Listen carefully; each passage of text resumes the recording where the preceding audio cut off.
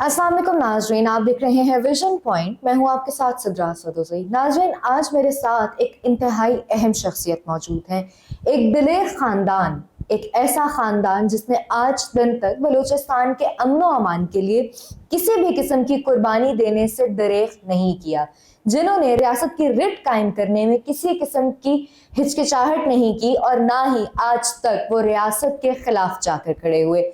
नाजरीन, मेरे साथ मौजूद हैं फर्जंदे बलूचिस्तान, जो कि स्पोक्स पर्सन है मीर शफीक मेंगल साहब के भी रिश्ते में मेरे भाई हैं और किसी भी तारुफ के मोहताज नहीं है, मीर नदीमुर रहमान साहब। अस्सलाम वालेकुम। वालेकुम कैसे अस्सलाम। हैं आप? अल्हम्दुलिल्लाह। बफजले बारी ताला आप महफूज हैं।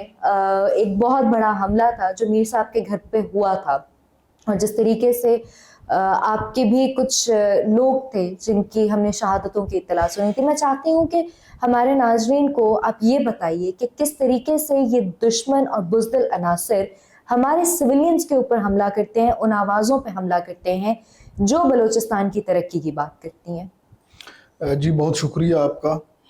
ये बलूचिस्तान के अंदर मीर शफीकुर रहमान मेंगल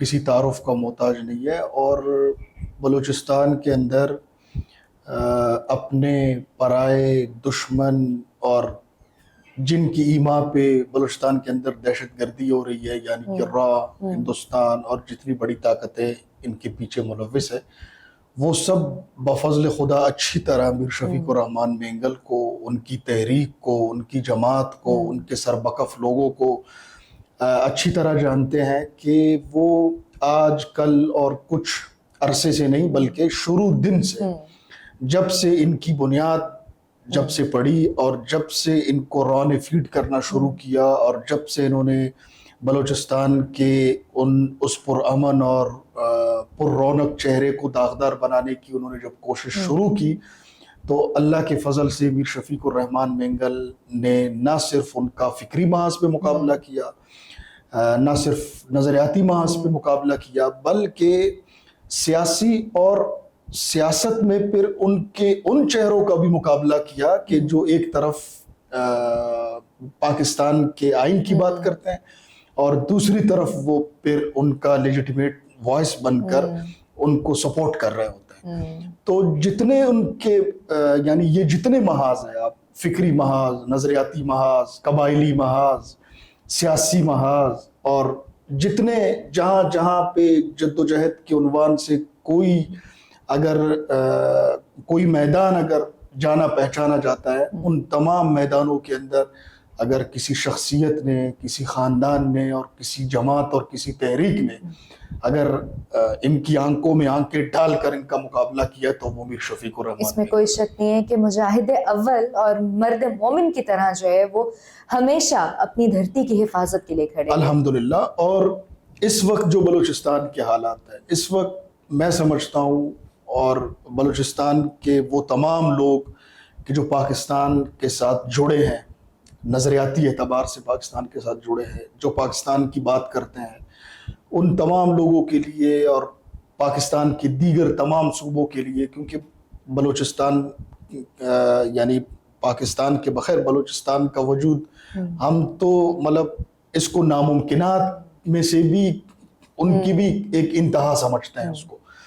तो 44-45% वो पाकिस्तान है बलूचिस्तान रकबे के लिहाज से। तो आधे पाकिस्तान का जो एक मजबूत फिक्री और नज़रियाती एक सतून और अगर पिलर कोई है बलूचिस्तान के अंदर, पाकिस्तानियत की अगर कोई अलामत है तो वो मीर शफीकुर रहमान। पिछले साल उनके बड़े भाई की शहादत हुई, मीर अताउर रहमान मेंगल, बड़े जर्नल सिफत आदमी थे और उनकी जो कुर्बानियाँ, उनकी जो लाजवाल दास्तानें और जिस तरह उन्होंने पाकिस्तानियत के साथ वफा की और जिस तरह अपने उस अहद पर वो फिर कायम रहे आखिरी दम तक, और हमारे उन तमाम लोगों को वो नो सरेंडर की जो पॉलिसी उन्होंने अपनाई, वो फ़लसफ़ा जो बलूचिस्तान के लोगों को दिया इन रा के दलालों के मुकाबले में, वो इंशाअल्लाह ता क़यामत जारी रहेगा, वो जिंदा रहेगा, वो ताबिंदा रहेगा। और वो जो शुहदा है हमारे अजीम, उनका लहू इंशाअल्लाह इस तहरीक का ईंधन साबित होगा और बनेगा। तो ये वो तमाम वजूहात है اور یہ وہ تمام مطلب چیزیں ہیں کہ جن کی وجہ سے دشمن کو 5 خود کش حملہ آور بھیجنے کی ضرورت پڑی. اور یہ تاریخ میں پہلی مرتبہ دیکھنے کو ملا بلوچستان کے اندر. میر صاحب خود اپنے گھر پہ موجود تھے وہاں خوزدار کے اندر. خوزدار چونکہ شہر ہے, شہری علاقہ ہے, اور وہ شہزاد سٹی کے نام سے ایک چھوٹا سا وہ ایک ٹاؤن نما اور اس طرح کی کوئی سوسائٹی ہے. تو وہاں گھر ہے میر صاحب کا, اور اس میں کوئی مطلب جنگی اقدامات اور جنگی وہ حفاظتی اور اس طرح کے, کیونکہ یہ کچھ عرصہ پہلے 5-6 سال سے میر صاحب وہ گھر استعمال کر رہے تھے, ان کا آنا جانا تھا خوزدار میں.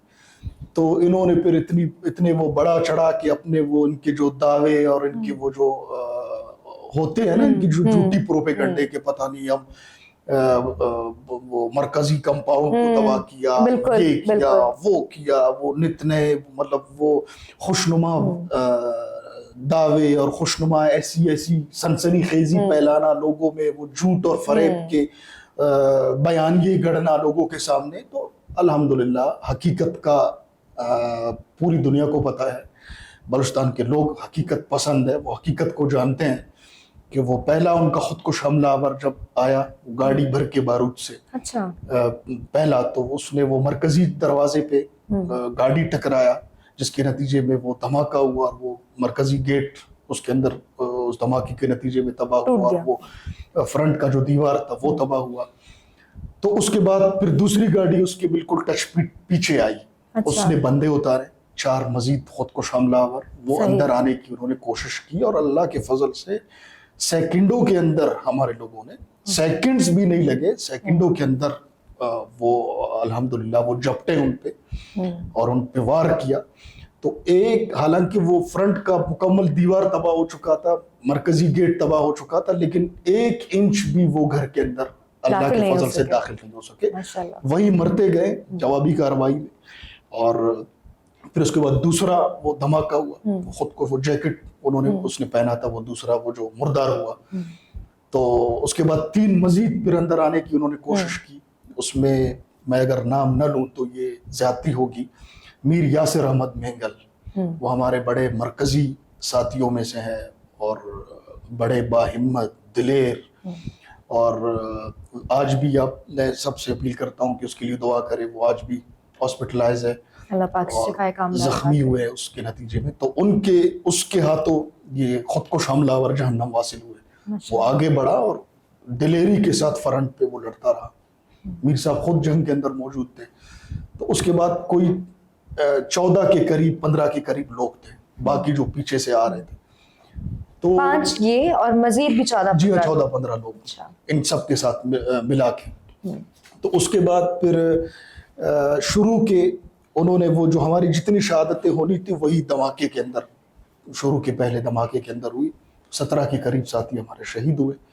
تو اس کے بعد پھر اللہ کے فضل سے ان کی درگت بنی, اور ان کو لوگوں نے بھاگتے ہوئے دیکھا. خودکش حملہ آوروں کو تاریخ میں پہلی مرتبہ لوگوں نے, بلوچستان کے لوگوں نے بھاگتے ہوئے, اور وہ بھی سویلینز کے ہاتھوں شکست جی الحمدللہ. کوئی وہاں فورسز نہیں تھی, کچھ بھی نہیں تھا, وہ ہمارے اپنے لوگ تھے, میر صاحب کے اپنے لوگ تھے, ان کے ہاتھوں. تو یہ تو ان کا جو مروڑ ہے پیٹ کا, یہ راہ کے ایجنٹوں کا, وہ آج سے نہیں ہے. جب سے انہوں نے ہوش سنبھالا ایک شخصیت کو انہوں نے اپنے مد مقابل کھڑا ہوتے ہوئے دیکھا بلوچستان کے اندر, وہ میر شفیق الرحمان مہنگل ہے. 2011 میں یہ ان کا جو خبیث بریگیڈ ہے, مجید بریگیڈ, خبیث بریگیڈ جو ہے, اس کا پہلا خودکش حملہ بھی میر صاحب کے گھر پہ کوئٹہ میں ہوا. اس میں بھی 16 ساتھی میر صاحب کے شہید ہوئے, کوئٹہ میں ہوا. تو اللہ کے فضل سے وہ اچھی طرح جانتے ہیں, دشمن اچھی طرح جانتا ہے کہ وہ کس کے ایما پہ اور کس طرح وہ بلوچستان کے ان عظیم روایات کو خراب اور برباد کرنے کی کوشش کر رہا ہے.